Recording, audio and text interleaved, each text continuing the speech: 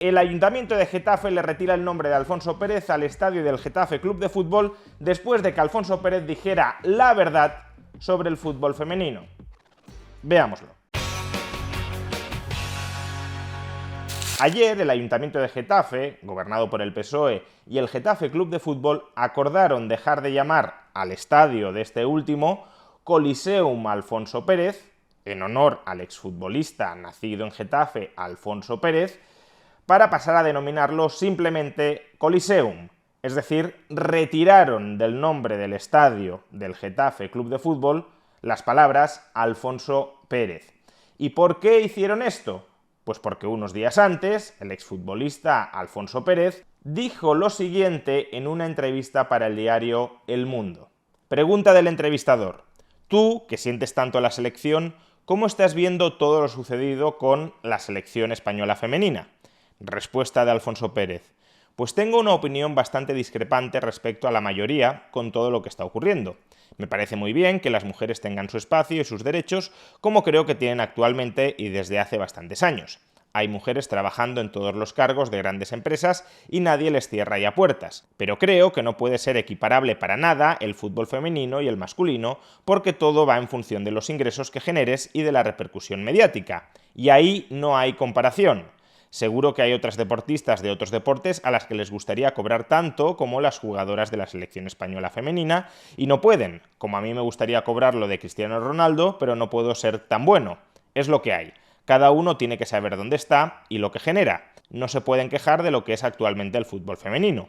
Ha evolucionado, pero deben tener los pies en el suelo y saber que no se pueden equiparar en ningún sentido con un futbolista hombre. De esto ya tuvimos ocasión de hablar en un vídeo anterior. Ya constatamos con cifras contantes y sonantes que lo que está diciendo Alfonso Pérez es rigurosamente cierto. Actualmente los ingresos de los distintos clubes de fútbol proceden fundamentalmente de su división masculina. Y si los ingresos de los clubes de fútbol proceden fundamentalmente de su división masculina, es obvio, es evidente que los futbolistas masculinos cobrarán más, muchísimo más, que las futbolistas femeninas. Por no volver a repetir todas las cifras de los principales clubes de fútbol europeos, quien esté interesado puede volver a ver ese vídeo. Me voy a centrar únicamente en los tres principales clubes españoles: el Real Madrid, el Fútbol Club Barcelona y el Atlético de Madrid, principales en términos de ingresos, por supuesto. En el año 2022, el Real Madrid consiguió 714 millones de euros en ingresos. Pues bien, de esos 714 millones de euros, solo 1,4 millones eran imputables a la división femenina de fútbol del Real Madrid, es decir, menos del 0,2% de los ingresos totales. En el caso del Fútbol Club Barcelona, en el año 2022 generó unos ingresos de 638 millones y solo 7,7 millones, es decir, el 1,2% de los ingresos totales, procedían del equipo femenino. Y finalmente, en el caso del Atlético de Madrid, en el año 2022 obtuvo 394 millones de ingresos y solo 0,1 millones, es decir, 100.000 euros, eran imputables a su equipo femenino. Y esto equivale, atención, al 0,025% de todos los ingresos del club. Por tanto, imaginemos que los clubes de fútbol no tienen otros gastos más allá de los gastos salariales. Pues bien, la división masculina de fútbol del Real Madrid, los jugadores hombres, se podrían repartir cada año 714 millones de euros en ingresos, porque esos son los ingresos que han generado ellos. En realidad, no solo ellos, el resto de trabajadores del club también han aportado su granito de arena a todo ello, pero si imputáramos los ingresos únicamente a los jugadores, la división masculina de fútbol, repito, se podría repartir 714 millones de euros. En el caso del Barça, 638 y en el caso del Atlético de Madrid, 394.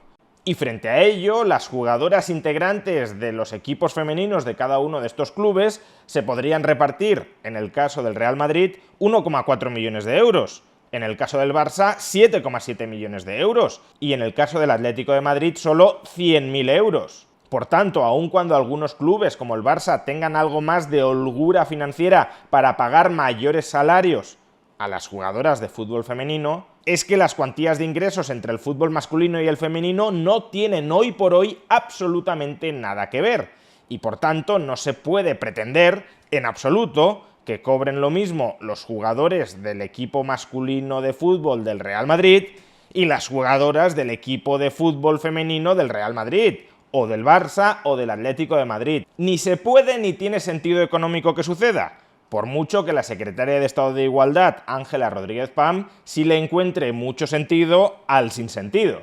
Aunque es desde luego nuclear en toda la situación que viven las mujeres en el deporte, no podemos quedarnos solamente en esa capa y tiene que ver con la situación laboral. Es verdad, y se dice con estas palabras literalmente en el estudio, que la situación salarial de muchas mujeres es una aberración y creo que este testimonio da en la clave. Es desde luego aberrante que haya mujeres que sigan cobrando cantidades tan ridículas cuando sus compañeros hombres por el mismo trabajo cobran cantidades estratosféricas. Esto es una cosa que debería de ser inadmisible y desde luego lo es para cualquier otro ámbito. Y por tanto tenemos que pensar cuáles son esas medidas que podemos poner en marcha. Siguiendo este mismo brillante razonamiento económico, entiendo que también le parecerá aberrante a Ángela Rodríguez Pam que los jugadores de fútbol masculinos de segunda división cobren muchísimo menos que los jugadores de fútbol masculinos de primera división, porque mismo trabajo, mismos ingresos, ¿no? Pero bueno, dejando de lado estas excentricidades que atentan contra el mismo sentido común, Alfonso Pérez, en su entrevista para el diario El Mundo, solo describe la realidad tal cual es. Los equipos de fútbol masculino generan muchísimos más ingresos que los equipos de fútbol femenino y, por tanto, los jugadores de esos equipos de fútbol masculino, no por ser hombres, sino por generar muchísimos más ingresos, percibirán salarios, compensaciones salariales muchísimo más elevadas que sus pares femeninas. Y mientras sigan generando muchísimos más ingresos, tiene pleno sentido que sigan recibiendo remuneraciones muchísimo más elevadas. ¿Qué disparate digno de cancelación social hay aquí? ¿Por qué motivo hay que quemar a Alfonso Pérez en la hoguera? ¿Qué ha dicho que sea inaceptable y que atente contra la dignidad de las mujeres? Pues absolutamente nada. Pero entonces, ¿cómo han justificado desde el Ayuntamiento de Getafe y desde el Getafe Club de Fútbol esta retirada del nombre de Alfonso Pérez del estadio del Getafe Club de Fútbol? Pues leamos su docta argumentación en la nota de prensa que publicaron al respecto. Ayuntamiento y Getafe Club de Fútbol acuerdan renombrar el estadio de la ciudad como Coliseum.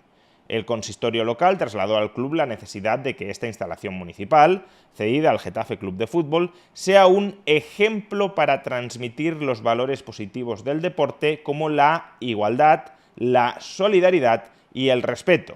El estadio municipal de la ciudad de Getafe, cedido al Getafe Club de Fútbol por un periodo de 40 años, pasará a denominarse únicamente Coliseum tras las declaraciones de Alfonso Pérez, natural de Getafe y campeón olímpico con la selección española. El exfutbolista señalaba la imposibilidad de que una jugadora cobre lo mismo que sus compañeros varones, trasladando la idea del fútbol como un mero negocio económico, en lugar de ensalzar aspectos tan importantes en el deporte como la superación, el esfuerzo o la igualdad, minimizando los logros sociales obtenidos por las actuales campeonas del mundo dentro y fuera de los terrenos de juego. Primero, si estamos hablando de lo que cobran los futbolistas masculinos y las futbolistas femeninas, obviamente estamos hablando de lo económico, de lo crematístico, y lo que cobran va en función de los ingresos que generen. Si generan 2, no pueden cobrar 20, salvo que los 18 se los parasiten a otros. Claro que puedes ensalzar otros aspectos del deporte más allá del negocio económico, como la superación o el esfuerzo, pero lo que es una trampa es decir que se deben ensalzar otros aspectos no económicos del deporte, como la superación o el esfuerzo, para inmediatamente justificar que debido a ese esfuerzo y a esa superación han de cobrar económicamente lo mismo que otros futbolistas que generan más ingresos monetarios. La superación y el esfuerzo se pueden ensalzar, por ejemplo, con reconocimiento público y mediático, pero no necesariamente se tienen que ensalzar equiparando económicamente los salarios de los futbolistas masculinos y de las futbolistas femeninas si ambos equipos, masculino y femenino, generan ingresos totalmente dispares. Vamos, que los logros dentro y fuera del terreno de fútbol de la selección española de fútbol femenino podrán estar muy bien, a otros les parecerán no tan bien, pero es otro debate, podrán estar muy bien, pero eso no justifica que cobren lo mismo en sus clubes de fútbol que los futbolistas varones que generan en sus clubes de fútbol, en sus equipos masculinos de fútbol, ingresos astronómicamente superiores. ¿Y cómo ha reaccionado Alfonso Pérez a toda esta rocambolesca polémica? Primero, constatando que lo que ha dicho no debería ofender a nadie porque es la pura realidad. A pesar de todo, hay gente que le molesta que uno diga la verdad. Y esto es una evidencia y es una verdad. Por esto ha habido tanto revuelo. Pero quien lo quiera ver y entender es claro y evidente. Pero hay una parte de la sociedad en la cual, pues bueno, si no está de acuerdo con lo que uno piensa, pues te critica. Yo en este caso creo que no he dicho ninguna mentira. He dicho una realidad, que es la comparación del fútbol femenino con el masculino, lo que generan unos y lo que generan otros. Y si a alguien no le gusta esto, pues, bueno, pues va y te critica. Y segundo, deseando que no haya una motivación político-ideológica, como por desgracia sí la hay, en la retirada de su nombre del Estadio Coliseum de Getafe. A Alfonso Pérez le parece bien que le quiten el nombre, pero si hay motivos razonables que lo justifiquen. Por ejemplo, que una empresa patrocinadora le pague al Getafe porque el estadio lleve el nombre de esa empresa patrocinadora. Pero repito, y por desgracia, no ha sido ese el caso. Siempre he sido y he estado orgulloso de llevar el nombre de Getafe y del Getafe por todos los sitios del mundo donde he estado. Pero bueno, entiendo que ahora, si por algún motivo se tiene que cambiar el nombre al campo, espero y deseo que sea por un tema económico. Es decir, que mañana llegue una multinacional y pague un dinero al Getafe para que ese nombre de esa empresa lo pueda llevar en el estadio. Yo estaría encantado de que eso sea así, pero no por un tema, ideológico o de cualquier otro motivo, que no sé cuál es, pero bueno, yo mientras tanto llevaba orgulloso el nombre de Getafe y del Getafe por todos lados. Estamos creando una sociedad donde no se recompensa la verdad, sino la mentira.